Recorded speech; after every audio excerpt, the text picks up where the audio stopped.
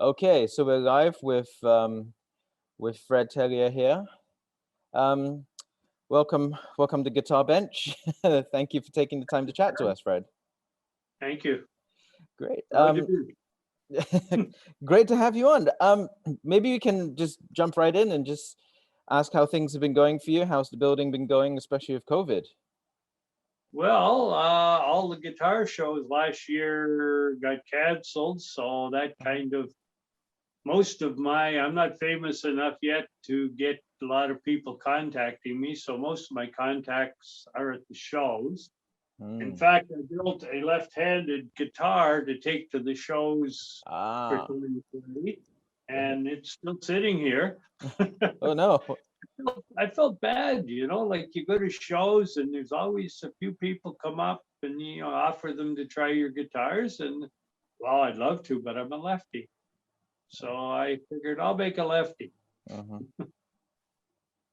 Right. And so you've probably got a lot of guitars in to hand. I have a few more than I would like to have for sure. Well, maybe before we get you to show them, maybe you can just talk us through a little bit about your building philosophy and your building process. Yes. Well, I really enjoy interacting with clients, friends. They become friends. I have several who have done more than one build. In Mm-hmm. fact, I'm working on a third build for the client in Quebec right now. Mm-hmm. Uh, I really enjoy, exchanging pictures, emails, phone calls, whatever, I'm very open to client suggestions. I will, if it's doable within my skill set, I'm very happy to oblige. Sometimes I'll talk the person down a little bit, if something is going to look really bad. But, my goal is to make my client happy and myself, something we can both be proud to have been part of. Mm-hmm. Great. And I see some tops sitting there on the table. Yes, I just started a nylon crossover. I have four students who build with me. Uh, and one of the guys built a nylon string, and I was kind of impressed. So I decided I would do, based on a Hauser bracing, I will be, and his shape, Indian rosewood, back, Mm-hmm. sides, and the Lutz spruce top. Nice. I just foist them and just getting ready to inlet the braces into the sides and do the sound port and the armrest. Mm-hmm. So I'm just plugging away at that one, and I'm waiting for the lacquer, another week for the lacquer to cure on the guitar that's going to the guy in Quebec. And basically that's all I'm up to right now. So if somebody's looking for a guitar, I've got some openings for this year. Right. Right. Definitely. I mean, they look great. You mentioned gut spruce, and I'm just wondering what's your experience been with the various spruces? Because we hear a lot, right? We hear a lot about these Engelmann's not as good as European, or that sort of thing. Well, I've got Engelmann that I've used and I'm really happy with. All the Lutz guitars I've done, I've been happy with. Uh, I've used red spruce, Adirondack, and a few Sitka. One of my students has done two Sitka guitars. I'm pretty open to any of the woods, and with the right voicing and bracing, they all seem to Hmm. work. Like you can voice it a little stiffer for somebody that's going to be, a heavy-handed flat picker or more strummy. You know, Hmm. I've done some baritones with Engelmann. I've done them with Sitka. Hmm. They doesn't, like they all seem to work. Hmm. I think we all have preconceived notions. Mm-hmm. You know, like Brazilian is supposed to be so awesome, and I guess it is, but I don't know if it's worth putting the kind of money and risk into it anymore. You know? I can, yeah, I can kind of get that. I mean, I guess part of the thing is that when I was dealing in Brazilian rosewood, it was what, about $400 a set, Yeah. maybe. That's okay, right? Like, I think that's okay. But now I see them go for silly money. I mean, well, silly to me at least. I know for some people it's not silly money, but you know. Madagascar and Cocobolo. Like I've done a lot with Cocobolo, and I've still Uh-huh. got 4 or 5 sets that I got at a reasonable price. You know, they've been Mm-hmm. in my wood pile for a while. Mm-hmm. But now, nice Cocobolo, you're looking at $500-600. Koa's, like master grade, really figured Koa is up $500, $600, $700. Mm-hmm. I have one set of Brazilian that I really I'm not keen to build with, because at the kind of pricing I can ask for, where I am as a builder, I couldn't get back out of it what I need to get. Mm-hmm. If I need to ask, 10 grand for a guitar, it's Mm-hmm. going to be, I'm going to scare a lot of people away. Right. So it sits in my wood pile. It's a nice show and tell. If somebody comes over, you can sniff it and do Mm-hmm. all the nice things you can do with Brazilian. And people dream about it, but nobody's put claim on it yet. Right. And I mean, Indian rosewood gets short shifts, I guess, quite a lot of the time. There's nothing wrong with it for sure, and it's getting expensive. You used to be able to get nice sets for, $100 US. Mm-hmm. Now you're looking at, between 175 and 200 if they're decent looking sets, Mm-hmm. and it's just as much trouble at the border as, a lot of other things. You know, I've done quite a few with Bubinga, and it's a wonderful tone wood. Uh, it's a bit of a bear to work with, because sometimes it facets a little bit when you bend it. But yeah, there's lots of choices. Absolutely. What would you say was your favorite? I still love Cocobolo. I, I love Cocobolo, and so far I have not had issues with it. Uh-huh. Probably the only wood that I'm really fastidious about being careful with. Like I do take precautions. I have a student with one of my students has a Cocobolo guitar on my shelf right now. So yeah, it always, they're kind of heavy. The wood, is a heavy wood. Mm-hmm. But they all ring out really nice. Great. Awesome. Thank you very much for that. Maybe it's time to take a closer look at those guitars behind you.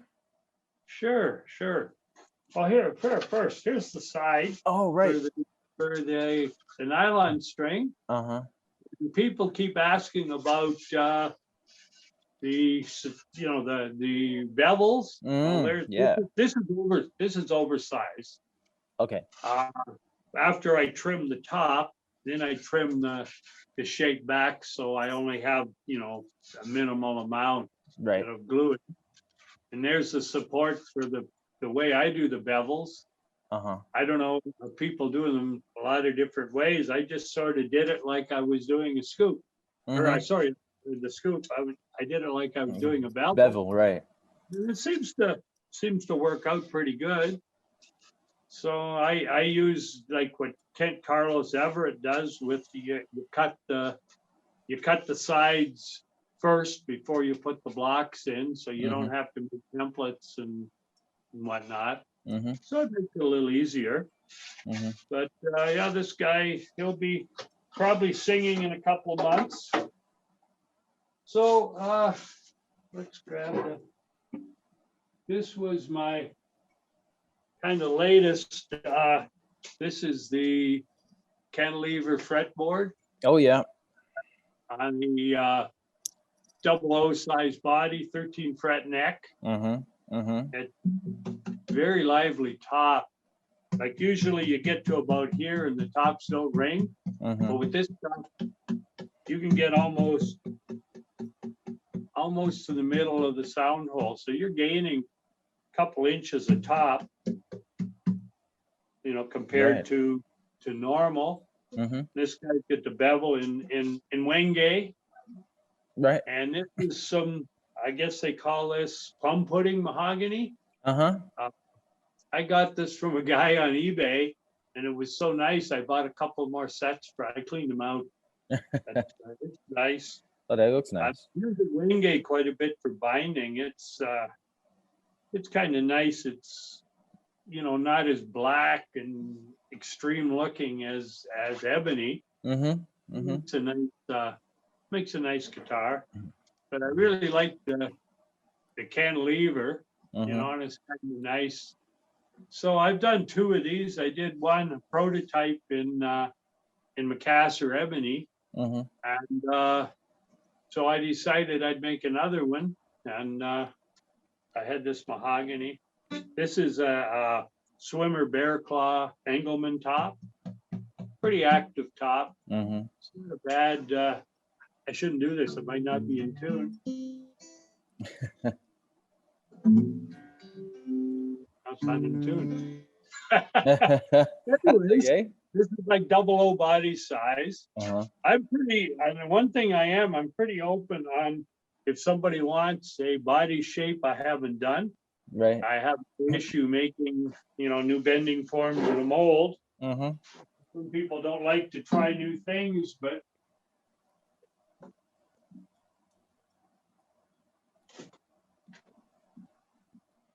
Oh yeah, just be careful with those guitars. yeah, I have to kick the lefty.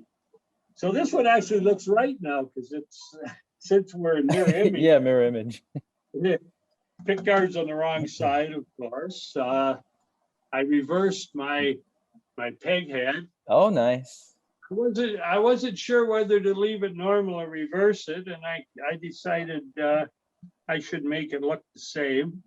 This is lacewood binding. I found a board at the local wood shop, and this is Indian rosewood, very, you know, nothing special figured Indian rosewood. But this is a torrified Lutz top. Okay, right. I picked up at the Vancouver show last year. The guys from Bow River Tonewoods were there.